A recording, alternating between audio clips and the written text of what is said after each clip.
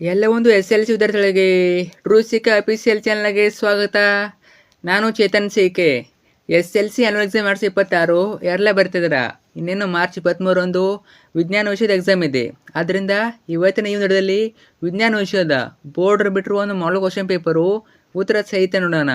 ಈ ಒಂದು ಮಾದರಿ ಪ್ರಶ್ನೆ ಪತ್ರಿಕೆ ವೆರಿ ಇಂಪಾರ್ಟೆಂಟು ನಿಮ್ಮ ಆನ್ಯುವಲ್ ಎಕ್ಸಾಮ್ಗೆ. ಯಾಕಂದರೆ ಇಲ್ಲಿ ಯಾವ ರೀತಿ ಪ್ಯಾಟರ್ನ್ ಕೊಟ್ಟಿದ್ದಾರೆ, ಇದೇ ಪ್ಯಾಟರ್ನಲ್ಲಿ ನಿಮ್ಮ ಒಂದು ಆನ್ಯುವಲ್ ಎಕ್ಸಾಮ್ನ ವಿಜ್ಞಾನ ವಿಷಯದ ಕ್ವಶನ್ ಬರ್ತದೆ.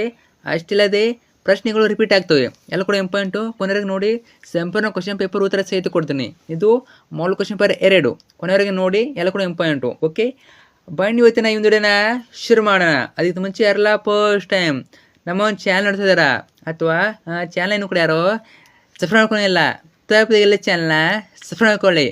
ಯಾಕಂದರೆ ಇದ್ರ ನಿಮಗೆ ಇನ್ನು ಮುಂದೆ ಎಸ್ ಎಲ್ ಸಿ ಆನ್ಯುವಲ್ ಮುಗಿಯವರೆಗೆ ಎಲ್ಲ ವಿಷಯಗಳ ಪಾಸಿಂಗ್ ಪ್ಯಾಕೇಜ್ಗಳು, ಸ್ಕೋರಿಂಗ್ ಪ್ಯಾಕೇಜ್ಗಳು, ಜೊತೆಗೆ ಪಿಕ್ಸ್ ಫ್ರಮ್ ಪ್ರಶ್ನೆಗಳು, ಕ್ವಶನ್ ಪೇಪರ್ಗಳು ಎಲ್ಲ ಕೂಡ ಇದೊಂದು ಚಾನಲ್ ಆಗ್ತೀವಿ. ಅವೆಲ್ಲ ಬೇಕು ಅಂತ ಅನ್ನೋರು ಈಗಲೇ ಚಾನಲ್ನ ಸಬ್ಸ್ಕ್ರೈಬ್ ಮಾಡ್ಕೊಳ್ಳಿ, ಕಡ್ಡಾಯ ಮಾಡ್ಕೊಳ್ಳಿ. ನೀವು ಮಾಡ್ಕೊಂಡ್ರೆ ಮಾತ್ರ ನಮ್ಮ ಎಲ್ಲರೂ ಮಿಸ್ತವೆ, ಮಾಡ್ಕೊಂಡ್ರೆ ಮಾತ್ರ. ಮಾಡಿದ್ರಾ? ಜೊತೆಗೆ ವಿಡಿಯೋನ ಲೈಕ್ ಮಾಡಿಬಿಟ್ಟು ಎಲ್ಲ ಫ್ರೆಂಡ್ಸ್ ಶೇರ್ ಮಾಡಿ. ಎಲ್ಲ ಫ್ರೆಂಡ್ಸ್ ಆಗ್ಬಿಟ್ಟು ಅಂತಲ್ಲಿ ಅವ್ರಿಗೂ ಶೇರ್ ಮಾಡಿ, ಅವರು ಕೂಡ ಹೆಲ್ಪ್ ಮಾಡಿ. ಖಂಡಿತ ಅವ್ರಿಗೂ ಶೇರ್ ಮಾಡಿ. ಓಕೆ, ಬನ್ನಿ ಇವತ್ತಿನ ಈ ವಿಡಿಯೋನ ಶುರು ಮಾಡೋಣ. ಈಗ ನಿಮ್ಮ ಚಾನಲ್ ಮೇಲೆ ಮಾಡಲ್ ಕ್ವಶನ್ ಪೇಪರ್ 1 ಹಾಕಿದ್ದೀನಿ. ಇದು 2ನೇದು. ಟೋಟಲ್ 4 ಬಿಟ್ಟಿದ್ದಾರೆ. ಅರ್ಥ ಆಯ್ತಾ? 3 4 ಹಾಕ್ತೀನಿ. ಇದಾದಮೇಲೆ 3ನೇ ಕ್ವಶನ್ ಪೇಪರು 4 ಹಾಕಿರ್ತೀನಿ. ಟೋಟಲ್ 4 ನೋಡ್ಕೊಳ್ಳಿ. 4 ಇಂಪಾರ್ಟೆಂಟು. ನೋಡ್ಕೊಂಡು ಹೋದರೆ ಆರಾಮಾಗಿ ಪಾಸಾಗಿ ಹೆಲ್ಪ್ ಆಗ್ತದೆ, ಸ್ಕೋರ್ ಮಾಡೋಕ್ಕೆ ಪಾಸಾಗಿ ಹೆಲ್ಪ್ ಆಗ್ತದೆ. ಓಕೆ, ಇದು 2ನೇದು. 1ನೇದು ಕೂಡ ಹಾಕಿದೆ, ನೋಡ್ಕೊಳ್ಳಿ. ನೋಡ್ತಾ ಹೋಗೋಣ. ಅದ್ರ ಜೊತೆಗೆ ಚಾನಲ್ ಮೇಲೆ ವಿಜ್ಞಾನ ವಿಷಯದ ಪಾಸಿಂಗ್ ಪ್ಯಾಕೇಜು, 40ಕ್ಕಿಂತ ಹೆಚ್ಚು ಅಂಕಗಳ ಪಾಸಿಂಗ್ ಪ್ಯಾಕೇಜು ಮತ್ತು ಸ್ಕೋರಿಂಗ್ ಪ್ಯಾಕೇಜು ಮತ್ತು ಟಾಪರ್ ಆನ್ಸರ್ ಸೆಟ್ಟು ಎಲ್ಲ ಹಾಕಿದ್ದೀನಿ. ಜಸ್ಟ್ ಚಾನಲ್ಗೆ ಹೋಗಿ ನೋಡ್ಕೊಳ್ಳಿ. ಇದು 2ನೇ ಕ್ವಶನ್ ಪೇಪರು. ಸೊ 3 4 ಬರ್ತದೆ, ವೇಟ್ ಮಾಡಿ. S L C model question paper 2 ಮಾದರಿ ಉತ್ತರಗಳು. ವಿಷಯ ವಿಜ್ಞಾನ 1ನೇ ಮೇಲೆ ನಿಮಗೆ ಭಾಗ ಎ ಇರ್ತದೆ, ಭೌತ ವಿಜ್ಞಾನ 2 ಮಲ್ಟಿ ಬರ್ತವೆ, 2 ಭೂವಾಕ್ಯ ಇರ್ತವೆ. 1ನೇ ಕ್ವಶನ್ ನೋಡಿ, ವಿದ್ಯುತ್ ಪ್ರವಾಹದ SI ಏಕಮಾನ ಏನಾಗ್ಬೋದು? ಉತ್ತರ ಆಪ್ಷನ್ ಎ ಆಂಪಿಯರ್, ಸರಿಯಾದ ಉತ್ತರ. ಇನ್ನು ಕ್ವಶನ್ ನಂಬರ್ 2, ಕೆಳಗಿನ ಚಿತ್ರವನ್ನು ಗಮನಿಸಿ, ವೃತ್ತಾಕಾರದ ಸುರುಳಿಯ ಕೇಂದ್ರ ಸಿನಲ್ಲಿ ಕಾಂತಕ್ಷೇತ್ರವು ಕೇಳಿದರೆ ಏನಾಗ್ಬೋದು? ಉತ್ತರ ಆಪ್ಷನ್ ಎ ಶೂನ್ಯ. ಇನ್ನು ಕ್ವಶನ್ ನಂಬರ್ 2ನೇ ಮೇನು, ಕೆಳಗಿನ ಪ್ರಶ್ನೆ ಉತ್ತರಿಸಿ. ಇವೇನು 1 ಅಂಕದ ಪ್ರಶ್ನೆಗಳು 2 ಇರ್ತವೆ. ಟೋಟಲಾಗಿ 2 ಅಂಕ, ಪ್ರತಿ ಪ್ರಶ್ನೆಗೆ 1 ಅಂಕ. 3ನೇ ಕ್ವಶನ್ನು, ವಾಹನದ ಹಿನ್ನೋಡ ದರ್ಪಣವಾಗಿ ಯಾವ ದರ್ಪಣವನ್ನು ಬಳಸುತ್ತಾರೆ? ಯಾವ ದರ್ಪಣ? ಉತ್ತರ ಪೀನ ದರ್ಪಣ. ನಿಮಗೆ ನೀವಿನ ದರ್ಪಣ ಅಥವಾ ಪೀನ ದರ್ಪಣ ಮೇಲೆ ಕ್ವಶನ್ ಕೇಳ್ತಾರೆ, ನೋಡ್ಕೊಂಡಿರಿ. ಸೊ ಕೊಟ್ಟಿದ್ದೀನಿ ಆಲ್ಮೋಸ್ಟು ನಿಮಗೆ 40+ ಅಂಕಗಳ ಒಂದು ಇನ್ನು ಕೊಟ್ಟಿದ್ದೀನಿ, ಏನು ಪಾಸಿಂಗ್ ಪ್ಯಾಕೇಜು. ಅಲ್ಲಿ ಹೇಳಿದ್ದೀನಿ ನಿಮಗೆ ಯಾವ್ದು ಬರ್ತಾವಂತ. ತಪ್ಪದೆ ನೋಡ್ಕೊಳ್ಳಿ, ಆರಾಮಾಗಿ ಪಾಸ್ ಆಗ್ಬೋದು. ಓಕೆ, ನೋಡ್ಕೊಂಡಿರಿ, ಹೆಲ್ಪ್ ಆಗ್ತದೆ. 4ನೇದು, ಗೃಹ ವಿದ್ಯುತ್ ಮಂಡಲದಲ್ಲಿ ಓವರ್ಲೋಡ್ ಉಂಟಾಗಲು ಅಥವಾ ತಡೆಯಲು ಯಾವುದಾದ್ರು 2 ಸಲಹೆಗಳನ್ನು ಪಟ್ಟಿ ಮಾಡಿ. ತಡೆಯೋದು ಏನೆಲ್ಲ ಆಗ್ಬೋದು ನೋಡಿ, 2 ಬರೋದು ಸಾಕು. ಯಾವುದಾದ್ರು 2. ವಿದ್ಯುತ್ ಮಂಡಲದಲ್ಲಿ ಸಜೀವ ಮತ್ತು ತಟಸ್ಥ ತಂತಿಗಳು ನೇರ ಸಂಪರ್ಕಕ್ಕೆ ಬರಬಾರದು. ತಂತಿಗಳ ಮೇಲಿನ ಅವಾಹಕ ಹೊದಿಕೆ ಹಾನಿಯಾಗಬಾರದು. ಇನ್ನು ವಿದ್ಯುತ್ ಉಪಕರಣಗಳಲ್ಲಿ ದೋಷವಿರಬಾರದು. ಹಲವು ಉಪಕರಣಗಳನ್ನು ಒಂದೇ ಸಾಕೆಟ್ಗೆ ಜೋಡಿಸಬಾರದು. ಇವೆಲ್ಲ ಪಾಯಿಂಟ್ಸ್ ಬರಬೇಕು. ನಂತರ 3ನೇ ಮೇನು, ಕೆಳಗಿನ ಪ್ರಶ್ನೆ ಉತ್ತರಿಸಿ. ಇವೇನು 2 ಅಂಕದ ಪ್ರಶ್ನೆಗಳು 3 ಇರ್ತವೆ. ಟೋಟಲಾಗಿ 6 ಅಂಕ, ಪ್ರತಿ ಪ್ರಶ್ನೆಗೆ 2 ಅಂಕ. 5ನೇ ಕ್ವಶನ್ನು, ಸರಳ ವಿದ್ಯುತ್ ಮಂಡಲದ ಚಿತ್ರವನ್ನು ಬರೆಯಿರಿ, ಅಮ್ಮೀಟರ್ ಮತ್ತು ವೋಲ್ಟ್ ಮೀಟರನ್ನು ಗುರುತಿಸಿ. ಏನು ಕೇಳಿದರೆ? ಸರಳ ವಿದ್ಯುತ್ ಮಂಡಲದ ಚಿತ್ರ, ಜೊತೆಗೆ ಭಾಗ ಕೂಡ ಕೇಳಿದರೆ ಅಮ್ಮೀಟರ್ ಮತ್ತು ವೋಲ್ಟ್ ಮೀಟರ್. ಸೊ ನೋಡಿ, ಹೆಚ್ಚಾಗಿ ಚಿತ್ರ 2 ಮಾರ್ಕ್ಸಲ್ಲಿ, 3 ಮಾರ್ಕ್ಸಲ್ಲಿ, 4 ಮಾರ್ಕ್ಸಲ್ಲಿ ಕೇಳ್ತಾರೆ. 2 ಮಾರ್ಕ್ಸು, 3 ಮಾರ್ಕ್ಸು, 4 ಮಾರ್ಕ್ಸು ಕೇಳ್ತಾರೆ. ಕೊಟ್ಟಿದ್ದೀನಿ ನೋಡಿ, ಚಾನಲ್ ವಿಡಿಯೋ ಹಾಕಿದ್ದೀನಿ, ಒಂದು ವಿಡಿಯೋ ನೋಡ್ಕೊಳ್ಳೋದು. ಅಲ್ಲಿ ಹೇಳಿದ್ದೀನಿ, ತುಂಬ ಏನಿಲ್ಲ, ಒಂದು 10ರಿಂದ 12 ಚಿತ್ರ ಇವೆ, ಅಷ್ಟು ನೋಡ್ಕೊಳ್ಳಿ ಸಾಕು. ಅದರಲ್ಲಿ ಯಾವುದೇ ಕ್ವಶನ್ ಕೇಳಿದ್ರು ಅವೇ ಚಿತ್ರ ಕೇಳ್ತಾರೆ, ನೋಡ್ಕೊಳ್ಳಿ. ಸಪ್ರೇಟ್ ವಿಡಿಯೋ ಹಾಕಿದ್ದೀನಿ, ಸಪ್ರೇಟ್ ಮಾಡಿದ್ದೀನಿ.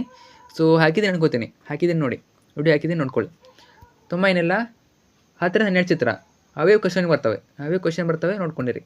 ನೆಕ್ಸ್ಟು 6ನೇ ಕ್ವಶನ್ನು, ಒಂದು ವಿದ್ಯುತ್ ಮೋಟಾರ್ 220 ವೋಲ್ಟ್ ಆಕಾರದಿಂದ 10 ಆಂಪಿಯರ್ ವಿದ್ಯುತ್ ಪ್ರವಾಹವನ್ನು ಪಡೆಯುತ್ತದೆ. ಮೋಟಾರಿನ ಸಾಮರ್ಥ್ಯವನ್ನು ಕಂಡುಹಿಡಿಯಿರಿ. ಏನು ಕೊಟ್ಟಿದ್ದಾರೆ? ವಿ ಕೊಟ್ಟಿದ್ದಾರೆ, ಎ ಕೊಟ್ಟಿದ್ದಾರೆ. ಸೊ ನಾವೇನು ಕಂಡುಹಿಡಬೇಕು? ತುಂಬಾ ಈಸಿ ನೋಡಿ. P = VI ಮಾಡಿದರೆ P = 220 × 10 ಮಾಡೋದು. ಇಷ್ಟೇ. ಎಷ್ಟು ಬರ್ತದೆ? 2200 ವ್ಯಾಟ್ ಬರ್ತದೆ. ಇಷ್ಟೇ ನೋಡಿ. ನೆಕ್ಸ್ಟು 7ನೇದು, ಬಿಳಿಯ ಬಣ್ಣದ ಬೆಳಕಿನ ಪುನರ್ ಸಂಯೋಜನೆಯನ್ನು ತೋರಿಸುವ ನ್ಯೂಟನ್ ರವರು ಮಾಡಿದ ಪ್ರಯೋಗದ ಚಿತ್ರ ನೋಡಿ. ತುಂಬಾ ಈಸಿ, ವೆರಿ ಇಂಪಾರ್ಟೆಂಟು, ರಿಪೀಟ್ ಆಗ್ಬೋದು. ಸೊ ಬಿಳಿ ಬೆಳಕು, ಆಮೇಲೆ ಪರದೆ ಭಾಗಗಳು ಬರೀಬೇಕು. ಬರೀ ನೀವು ಚಿತ್ರ ತೆಗೆಯೋದಿಲ್ಲ, ಬಿಳಿ ಬೆಳಕಂತ ಬರಬೇಕು, ಆಮೇಲೆ ಬಿಳಿ ಬೆಳಕು, ಪರದೆ ಬರೀಲೇಬೇಕು. ಚಿತ್ರಕ್ಕೆ 2 ಅಂಕ. ನೆಕ್ಸ್ಟು 4ನೇ ಮೇನು, ಕೆಳಗಿನ ಪ್ರಶ್ನೆ ಉತ್ತರಿಸಿ. ಇವೇನು 3 ಅಂಕದ ಪ್ರಶ್ನೆಗಳು 3 ಇರ್ತವೆ. ಟೋಟಲಾಗಿ 9 ಅಂಕ. ಪ್ರತಿ ಪ್ರಶ್ನೆಗೆ 3 ಅಂಕ. ಇಲ್ಲಿ ಕೂಡ ನಮಗೆ ಎ ಬಿ ಕ್ವಶನ್ ಮಾಡ್ತಾರೆ. ಎ ಕ್ವಶನ್ನು ಬಿ ಕ್ವಶನ್ ಅಂತ 2 ಭಾಗ ಮಾಡ್ತಾರೆ. 8ನೇ ಕ್ವಶನ್ನು ಎ. ಬೆಳಗಿನ ಪ್ರತಿಫಲನದ 2 ನಿಯಮಗಳನ್ನು ಬರೆಯಿರಿ. 2 ನಿಯಮಗಳು. ಇನ್ನು ಬಿ, ದರ್ಪಣದ ವರ್ಧನೆ ಎಂದರೇನು? ವರ್ಧನೆಯ ಮೌಲ್ಯದಲ್ಲಿ ಋಣಾತ್ಮಕ ಚಿಹ್ನೆಯು ಏನನ್ನು ಸೂಚಿಸುತ್ತದೆ? ಉತ್ತರ ನೋಡ್ಕೊಳ್ಳಿ. ಹೇಗೆ ಉತ್ತರ? 1ನೇ ನಿಯಮ, ಪತನ ಕೋನವು ಪ್ರತಿಫಲನದ ಕೋನಕ್ಕೆ ಸಮನಾಗಿರುತ್ತದೆ. 2ನೇ ನಿಯಮ, ಪತನ ಕಿರಣ, ಪ್ರತಿಫಲನದ ಕಿರಣ ಮತ್ತು ಪತನ ಬಿಂದುವಿನಲ್ಲಿ ಪ್ರತಿಫಲನದ ಮೇಲ್ಮೈ ಎಳೆದ ಲಂಬ ಈ 3 ಒಂದೇ ಸಮತಲದಲ್ಲಿರುತ್ತವೆ. ಸಮತಲ. ಇನ್ನು ಬಿ, ದರ್ಪಣಗಳಿಂದ ಉಂಟಾದ ಪ್ರತಿಬಿಂಬದ ಎತ್ತರ ಹಾಗೂ ವಸ್ತುವಿನ ಎತ್ತರಗಳ ನಡುವಿನ ಅನುಪಾತವನ್ನು ವರ್ಧನೆ ಎನ್ನುವರು. 2ನೇ ಪಾಯಿಂಟು, ವರ್ಧನೆ ಮೌಲ್ಯದಲ್ಲಿ ಋಣಾತ್ಮಕ ಚಿಹ್ನೆಯು ಪ್ರತಿಬಿಂಬವು ಸತ್ಯ ಪ್ರತಿಬಿಂಬ ಎಂದು ಸೂಚನೆ ಮಾಡ್ತದೆ ಅಥವಾ ಸೂಚಿಸುತ್ತದೆ. ನಂತರ 10ನೇ ಕ್ವಶನ್ನು, ಇದು ಕೂಡ ಉತ್ತರ ನೋಡ್ಕೋಬೋದು. ಸ್ಟೂಡೆಂಟ್ ಪಾಸ್ ಮಾಡಿ ಉತ್ತರ ನೋಡ್ಕೊಳ್ಳಿ. ಇದು ಚಟುವಟಿಕೆ. ಇದು ನೆಕ್ಸ್ಟ್ 9ನೇ ಕ್ವಶನ್ನು ಎ ಬಿ ಕ್ವಶನ್ ಕೊಟ್ಟಿದ್ದಾರೆ. ಇಲ್ಲಿ ಕೂಡ ವೇರಿ ಪಾಯಿಂಟು, ಸಮೀಪ ದೃಷ್ಟಿ ಎಂದರೇನು? ಸಮೀಪ ದೃಷ್ಟಿ ಎಂದರೇನು? ಬಿ, ಕಣ್ಣಿನ ಹೊಂದಾಣಿಕೆ ಸಾಮರ್ಥ್ಯ ಎಂದರೇನು? ದೂರದ ವಸ್ತುಗಳನ್ನು ನೋಡುವಾಗ ಕಣ್ಣು ಹೇಗೆ ಹೊಂದಾಣಿಕೆ ಮಾಡಿಕೊಳ್ಳುತ್ತದೆ? ಉತ್ತರ ನೋಡ್ಕೊಳ್ಳಿ.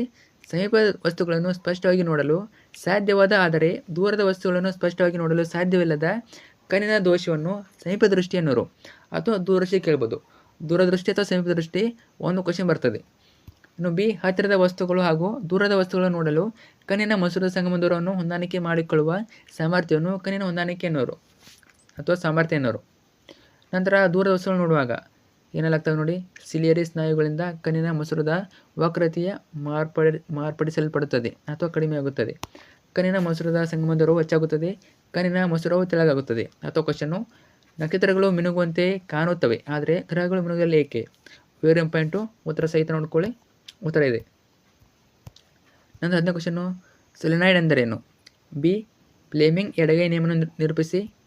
ಸಿ, ನಮ್ಮ ದೇಶದಲ್ಲಿ ಗೃಹ ವಿದ್ಯುತ್ ಮಂಡಲದ ಸಜೀವ ತಂತಿ ಮತ್ತು ತಟಸ್ಥ ತಂತಿಗಳ ನಡುವಿನ ವಿಭವಾಂತರ ಎಷ್ಟು? 3 ಕ್ವಶನಿಗೆ ಉತ್ತರ ಇದೆ. ಅವುಗಳನ್ನು ಪಾಸ್ ಮಾಡಿಟ್ಟು ಉತ್ತರ ನೋಡ್ಕೊಳ್ಳಿ. ನಂತರ ನೆಕ್ಸ್ಟ್ ಏನು, ಕೆಳಗಿನ ಪ್ರಶ್ನೆ ಉತ್ತರಿಸಿ. ಇವೇನು 4 ಅಂಕ ಪ್ರಶ್ನೆಗಳು, 4 ಮಾರ್ಕ್ಸ್ ಕ್ವಶನ್ಸು.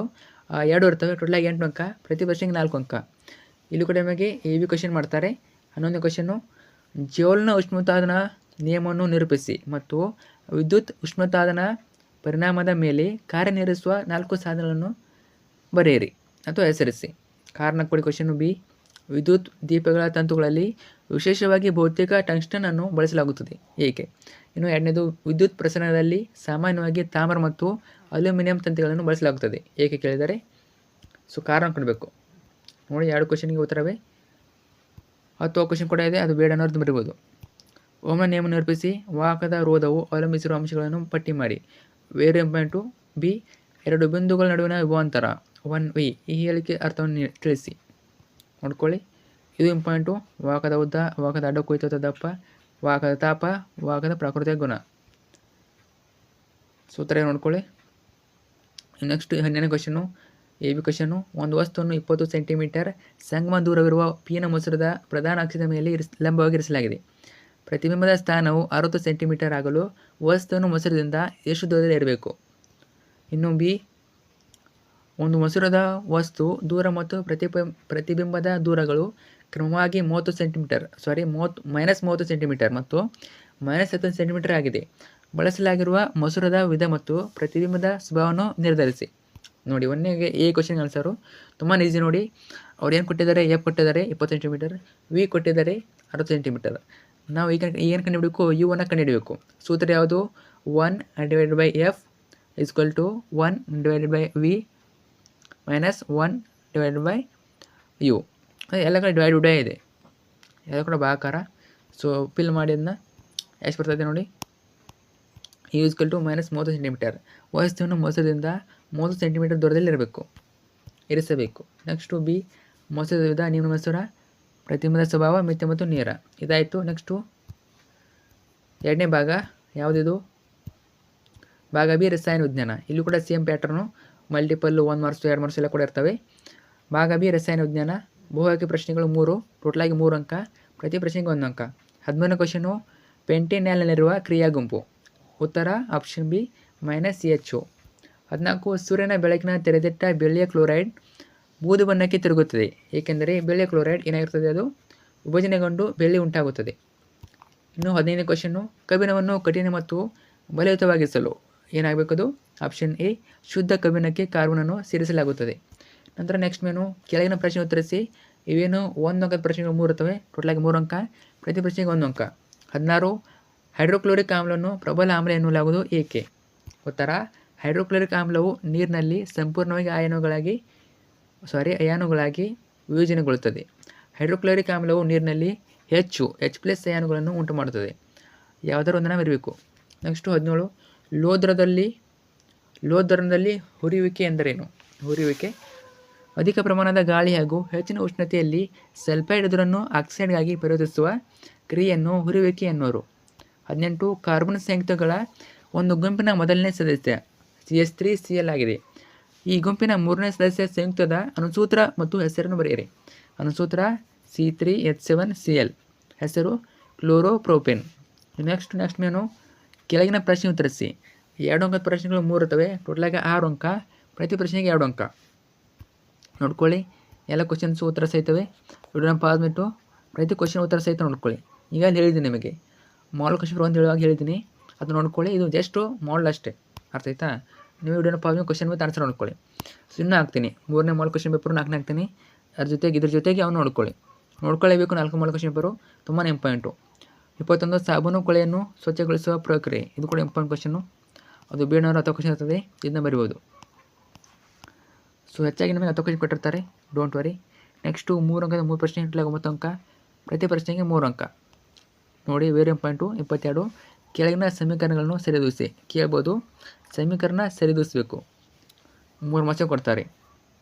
10 ಕ್ವಶನ್ನು, ಅದು ಬೇಡನವರು ಇದನ್ನು ಬರಿಬೋದು. ಯಾವುದು? ಕೆಳಗಿನ ರಾಸಾಯನಿಕ ಕ್ರಿಯೆಗಳನ್ನು ರಾಸಾಯನಿಕ ಸಮೀಕರಣಗಳಾಗಿ ಪರಿವರ್ತಿಸಿ. ಸೊ ಕೇಳ್ತಾರೆ 3 ಮಾರ್ಕ್ಸ್ಗೆ, 1 ಕೇಳ್ತಾರೆ, 2 ಕೇಳ್ತಾರೆ, ನೋಡ್ಕೊಂಡಿರಿ. ನಂತರ 23, ಎ, ಆಮ್ಲ ಮಳೆ ಎಂದರೇನು?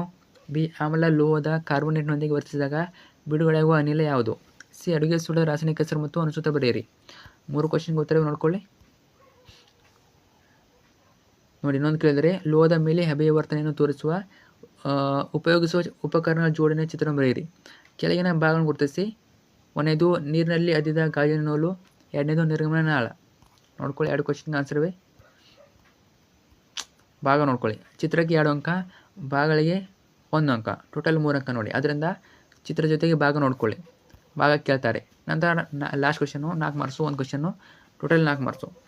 ಇಲ್ಲಿ ಕೂಡ ನಿಮಗೆ ABC ಕ್ವಶನ್ ಕೊಡ್ತಾರೆ, 10 ಕ್ವಶನ್ ಕೂಡ ಇರ್ತದೆ. ನಿಮಗೆ ತುಂಬಾ ಈಸಿ ಯಾವುದು ಅದನ್ನ ಬರೀರಿ. ಹೆಚ್ಚಾಗಿ ನಿಮಗೆ ಏನು ಕೇಳ್ತಾರೆ? ರಚನಾ ಸೂತ್ರ ಕೇಳ್ತಾರೆ. ರಚನಾ ಸೂತ್ರ ನೋಡ್ಕೊಂಡಿರಿ. ಸೊ 4 ಮಾರ್ಕ್ಸಲ್ಲಿ AB ಕ್ವಶನಲ್ಲಿ ಬರ್ತದೆ. ಸೊ ಯಾವುದಿದು? ಸೈಕ್ಲೋಪೆಂಟೇನ್ ಪ್ರೊಪೆನಲ್. ಅದಾದಮೇಲೆ 3ನೇ ಭಾಗ ವಿಷಯ ವಿಜ್ಞಾನ. ಯಾವುದಿದು? ಜೀವವಿಜ್ಞಾನ. ಇಲ್ಲಿ ಕೂಡ ಸೇಮ್ ಪ್ಯಾಟರ್ನು, 1 ಮಾರ್ಕ್ಸು, ಮಲ್ಟಿಪಲ್ಲು. 1ನೇ ಕ್ವಶನ್ ನೋಡಿ, ಬಹುಆಯ್ಕೆ ಪ್ರಶ್ನೆಗಳು 3 ಇರ್ತವೆ, ಟೋಟಲಾಗಿ 3 ಅಂಕ. 26, ಕೆಳಗಿನ ಚಿತ್ರವನ್ನು ಗಮನಿಸಿ. ಎಕ್ಸ್ ರಚನೆಯ ಲಕ್ಷಣ ಮತ್ತು ಕಾರ್ಯವು ಕ್ರಮವಾಗಿ. ಅಬ್ಸರ್ವ್ ಮಾಡಿ ಚಿತ್ರವನ್ನು. ಸೊ ಏನಾಗ್ಬೋದು ಇದು? ಆಪ್ಷನ್ ಬಿ, ದಪ್ಪನಾದ ಭಿತ್ತಿಯನ್ನು ಹೊಂದಿದೆ ಮತ್ತು ಹೊಸ ರೈಜೋಪಸ್ ಆಗಿ ಬೆಳೆಯುತ್ತದೆ. ನಂತರ 27, ಪಿತ್ತರಸಕ್ಕೆ ಸಂಬಂಧಿಸಿದಂತೆ ಸರಿಯಾದ ಹೇಳಿಕೆ ಏನಾಗಿದೆ? ಇದು ಪಿತ್ತರಸವು ಆಪ್ಷನ್ ಸಿ, ಯಕೃತ್ನಿಂದ ಸ್ರವಿಕೆಯಾಗಿರುತ್ತದೆ ಮತ್ತು ಆಹಾರವನ್ನು ಪ್ರತ್ಯಾಮ್ಲೀಯಗೊಳಿಸುತ್ತದೆ. 28, ಕೆಳಗಿನವುಗಳಲ್ಲಿ ಜೀನ್ ವಂಶವಾಹಿಗೆ ಸಂಬಂಧಿಸಿದಂತೆ ಸರಿಯಾದ ಹೇಳಿಕೆಗಳು ಯಾವುದು? 1 ಮಾತ್ರ, 2 ಅಣ, ಅಥವಾ 2, 3, 4 ಮಾತ್ರನ? ಯಾವುದಾಗ್ಬೋದು ಉತ್ತರ? ಆಪ್ಷನ್ ಬಿ, 1 ಮತ್ತು 2 ಮಾತ್ರ. ನೆಕ್ಸ್ಟು ಕೆಳಗಿನ ಪ್ರಶ್ನೆ ಉತ್ತರಿಸಿ. ಈಗ 1 ಅಂಕ ಪ್ರಶ್ನೆಗೆ 3 ಇರ್ತವೆ, ಟೋಟಲಾಗಿ 3 ಅಂಕ. 29, DNA ಸ್ವಪ್ರತಿಕರಣ ಎಂದರೇನು? Very important. ಇದೇನು? ಕೋಶ ವಿಭಜನೆಯ ಸಿದ್ಧತಾ ಹಂತದಲ್ಲಿ ಮಾತೃ ಜೀವಕೋಶದ DNA ತಾನು ನಕಲು ಮಾಡಿಕೊಳ್ಳುವ ಕ್ರಿಯೆಯನ್ನು DNA ಸ್ವಪ್ರತಿಕರಣ ಎನ್ನುವರು. ನೆಕ್ಸ್ಟು ಮಾನವನ ದೇಹದಲ್ಲಿ ರಕ್ತದಲ್ಲಿರುವ ಹಿಮೋಗ್ಲೋಬಿನ್ ಪ್ರಮಾಣಕ್ಕೂ ಬಿಡುಗಡೆಯಾಗುವ ATP ಪ್ರಮಾಣಕ್ಕೂ ಇರುವ ಸಂಬಂಧ ಏನು? ರಕ್ತದಲ್ಲಿರುವ ಹಿಮೋಗ್ಲೋಬಿನ್ ಪ್ರಮಾಣ ಹೆಚ್ಚಾದಂತೆ ಜೀವಕೋಶಗಳಿಗೆ ಆಕ್ಸಿಜನ್ ಪೂರೈಕೆ ಹೆಚ್ಚಾಗುತ್ತದೆ, ಆದ್ದರಿಂದ ಬಿಡುಗಡೆಯಾಗುವ ATP ಪ್ರಮಾಣ ಹೆಚ್ಚಾಗುತ್ತದೆ. ನೆಕ್ಸ್ಟ್ 31, ಸಸ್ಯಗಳಲ್ಲಿ ಅಬ್ಸಿಸಿಕ್ ಆಮ್ಲದ ಕಾರ್ಯವನ್ನು ಏನು? ಸಸ್ಯದ ಬೆಳವಣಿಗೆಯನ್ನು ಕುಂಠಿತಗೊಳಿಸುತ್ತದೆ ಅಥವಾ ಪ್ರತಿಬಂಧಿಸುತ್ತದೆ. ನೆಕ್ಸ್ಟು ಏನು? 2 ಅಂಕದ ಪ್ರಶ್ನೆಗಳು, 2 ಇರ್ತವೆ, ಟೋಟಲಾಗಿ 4 ಅಂಕ, ಪ್ರತಿ ಪ್ರಶ್ನೆಗೆ 2 ಅಂಕ. 32 ನೆಫ್ರಾನ್ ರಚನೆಯನ್ನು ತೋರಿಸುವ ಚಿತ್ರವನ್ನು ಬರೆಯಿರಿ. ಗ್ಲಾಮರುಲಸ್ ಅನ್ನು ಗುರುತಿಸಿ. ಚಿತ್ರ ಜೊತೆಗೆ ಭಾಗಗಳು ಗುರುತಿಸಬೇಕು. ಟೋಟಲಾಗಿ 2 ಅಂಕ. ನೋಡಿ, ನೆಫ್ರಾನ್ ರಚನೆ ಇದು.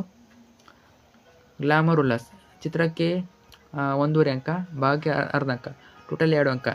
33 ಎ ಪರಾವರ್ತಿತ ಚಾಪದ ಪ್ರಮುಖ ಭಾಗವನ್ನು ಹೆಸರಿಸಿ. ಬಿ ಮಾನವರಲ್ಲಿ ಲೈಂಗಿಕ ಪರಿಪಕ್ವತೆ ಕಾರಣವಾದ ಹಾರ್ಮೋನ್ಗಳು ಯಾವುವು? 2 ಕ್ವಶನ್ ಪಾಯಿಂಟು ಉತ್ತರ ಸಹಿತ ನೋಡ್ಕೊಳ್ಳಿ. ಅದಾದಮೇಲೆ 3 ಅಂಕದ ಪ್ರಶ್ನೆಗಳು 3 ಇರ್ತವೆ. ಟೋಟಲಾಗಿ 9 ಅಂಕ. ಪ್ರತಿ ಪ್ರಶ್ನೆಗೆ 3 ಅಂಕ. ಓಕೆ. ಸೊ ನೆಕ್ಸ್ಟು 1ನೇದು ಮಸ್ತಿಷ್ಕ, 2ನೇದು ಪಾನ್ಸ್. ಭಾಗ ಗುರುತಿಸ್ಬೇಕು. ಬರೀ ಮೆದುಳಿನ ಚಿತ್ರವಲ್ಲ, ಜೊತೆಗೆ ಭಾಗ ಕೂಡ ಗುರುತಿಸ್ಬೇಕು.